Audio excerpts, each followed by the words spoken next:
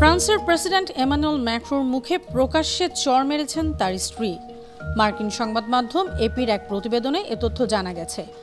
ক্যামেরায় ধরা পড়া এমন দৃশ্য এর মধ্যে ভাইরালও হয়েছে।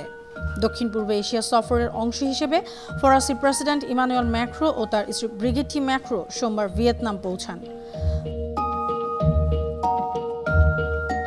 ভাইরাল হওয়া ভিডিওতে দেখা যায় বিমানবন্দরে অবতরণ করার পর তার বিমানের দরজা খোলা হয়েছে।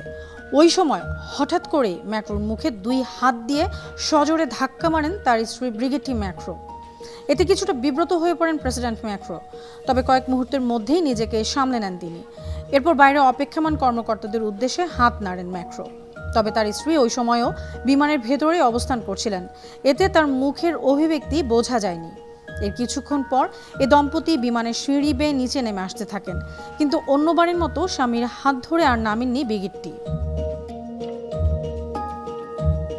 এ ঘটনার ভিডিও সামাজিক মাধ্যমে মুহূর্তের মধ্যে ছড়িয়ে পড়ে। বিশেষ করে ম্যাক্রোর বিরোধীরা ভিডিওটি ব্যাপকভাবে শেয়ার করেন।